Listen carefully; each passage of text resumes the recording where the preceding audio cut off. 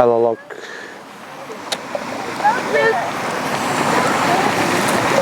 Halo Lok. Jadi sekarang gue lagi ada di depan Hagia Sophia atau Masjid Hagia Sophia. Itu namanya Masjid Hagia Sophia. Yang baru dirubah jadi masjid lagi kurang lebih beberapa bulan yang lalu. Jadi beberapa bulan yang lalu tempat ini balik lagi digunain jadi masjid lagi sama Pak Presiden kita semua, Pak Presiden kebanggaan kita semua, Bapak Erdogan.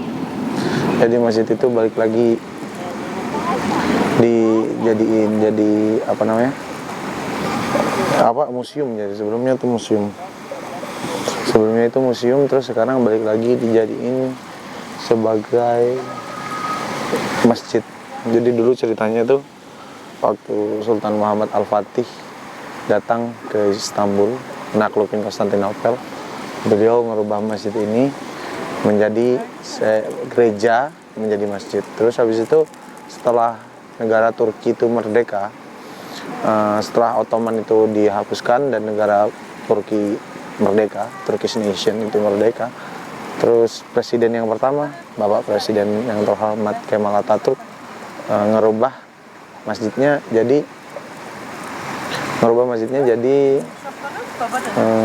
museum gitu.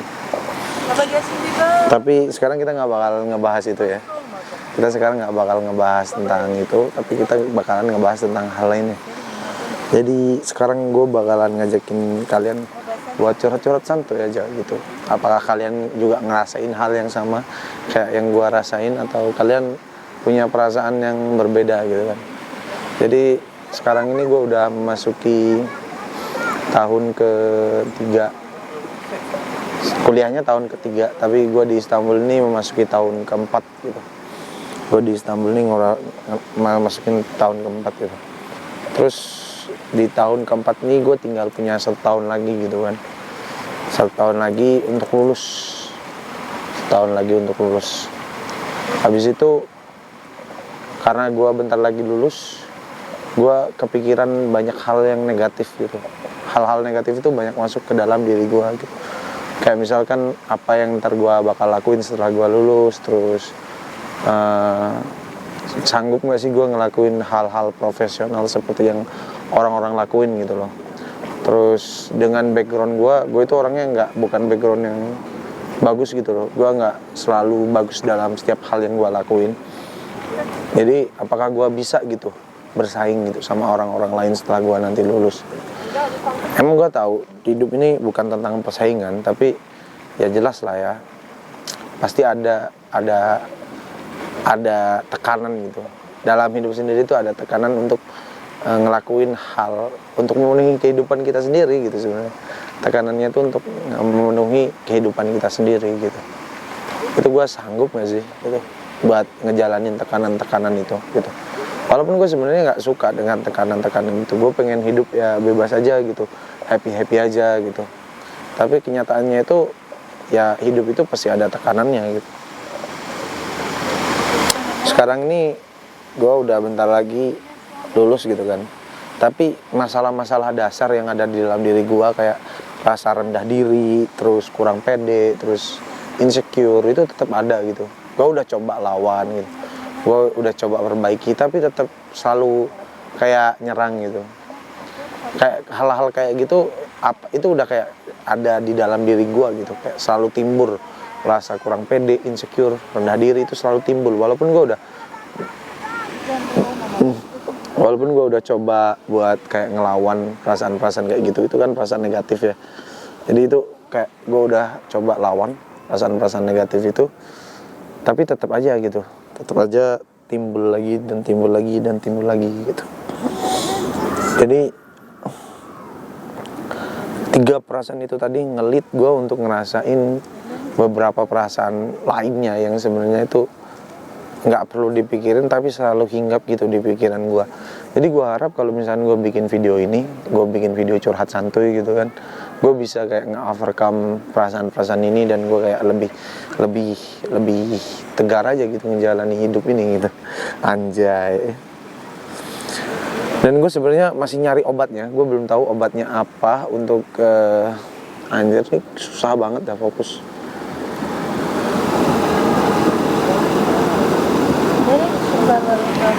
Fokus dong, ayo please. Fokus. Nah, ayo fokus. Jadi gue masih nyari beberapa hal yang bisa ngobatin gue dari rasa-rasa insecure, kurang pede sama rendah diri. Dan sampai sekarang gue masih nyari obatnya, belum nemu.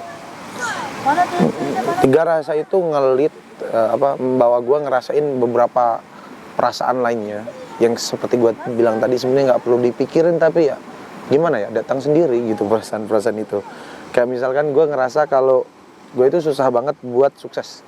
Gue ngerasa kayak gitu, gue ngerasa bahwasanya gue tuh susah banget gitu buat sukses. Karena gimana ya, dari habit gue aja itu males gitu kan. Terus habit gue itu males, terus kurang pede itu tadi bikin males gitu. Terus bikin bosen, terus bikin banyak hal gitu. Karena gue nggak terlalu pede. Banyak orang ngira ya sebenarnya kayak gue bikin video terus gue banyak omong gitu di depan orang-orang, itu mereka ngira bahwasanya gue tuh anjir pede banget gitu. Padahal sebenarnya gue itu untuk menutupi kurang pede dalam diri gue, sebenarnya itu gue kurang pede itu gue ya akhirnya ngebacot kayak gitu, banyak bacot gitu. Itu sebenarnya karena bentuk dari kurang pedenya gitu. Jadi gue tutupin karena kurang pedenya, karena ada sesuatu yang kurang dalam hidup gue gitu. Itu makanya gue jadi banyak bacot, banyak tingkah gitu. Terus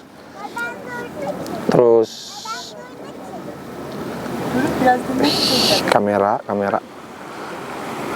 ayo dong kerjasamanya dong. Air terjunnya tuh lihat, keren banget. Lanjut ya.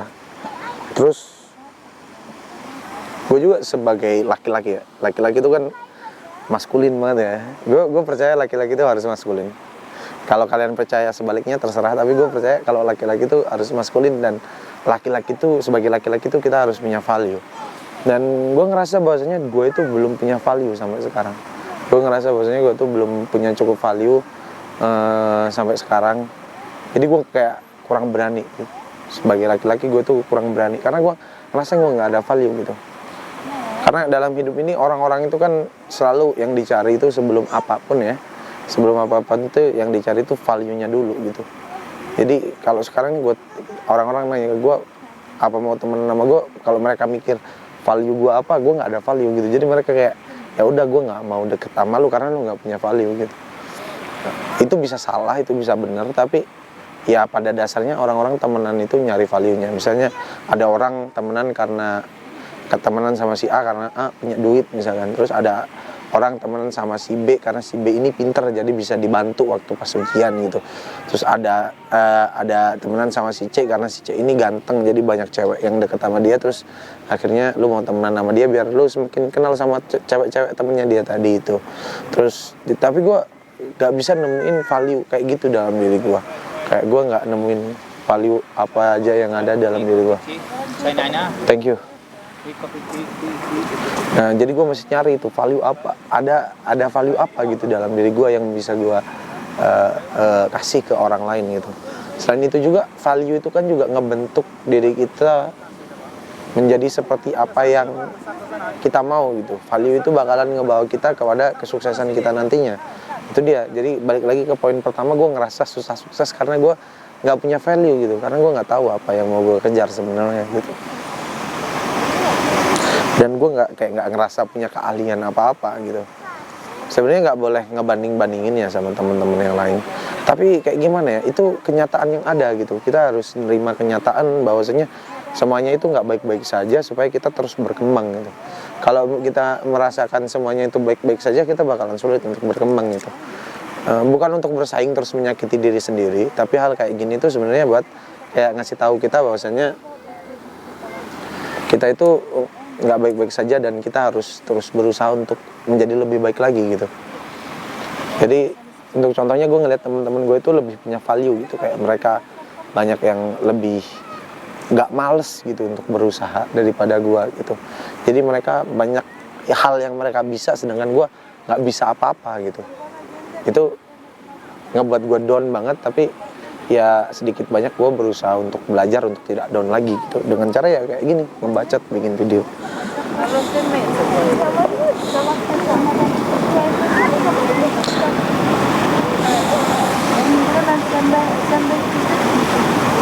Terus gue juga kayak mikir gitu kan, gue sekarang udah berumur 22 tahun. Sebenarnya banyak dari teman-teman gue juga, gue nggak ngebanding-bandingin hidup gue sama mereka,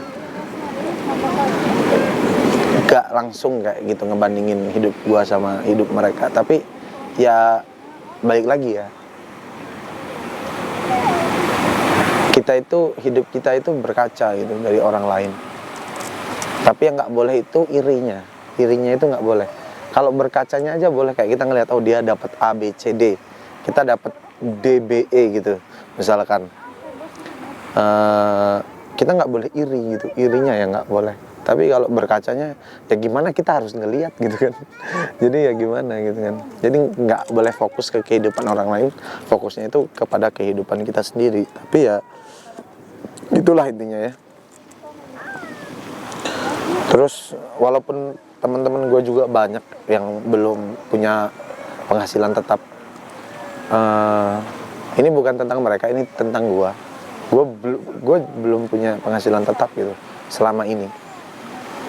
Jadi kayak gue ngerasa kayak gimana ya, bergantung kepada orang tua itu menyakitkan bro. Bergantung kepada orang tua itu menyakitkan, dan ya bikin lu nggak punya harga diri gitu sebagai cowok, anak yang cowok yang paling tua gitu misalkan di keluarga lu, terus lu nggak punya penghasilan tetap untuk ngecukupin hidup lu sendiri. Itu susah banget gitu. Apalagi gue sekarang hidup di Istanbul gitu kan, mahal bro, hidup di Istanbul tuh mahal, nggak murah. Jadi gue ngepres banget hidup di sini. Alhamdulillah orang tua gue tuh masih ngasih gue duit lah, cukup sedikit banyaknya buat gue ngerasain hidup yang lumayan pas gitu. Cuman kalau gue mau ngebandingin sama orang lain, hidup gue ya di bawah garis biasa aja gitu. Hidup gue tuh di bawah garis biasa aja. Terus ya gitu mungkin ya, hidup gue itu di bawah garis biasa aja. Haus gue, bentar minum dulu. Gue sekarang lagi berusaha gitu buat nyari apa sih gitu value, terus nyari apa sih yang bisa gue jadiin sebagai penghasilan tetap gue. Salah satu caranya ya gue nge-YouTube kayak gini, ngebacot. Siapa tahu ini jadi peruntungan gue gitu kan. Siapa tahu ini jadi peruntungan gue supaya gue bisa punya penghasilan tetap. Anak-anak di Istanbul ini kreatif banget ya.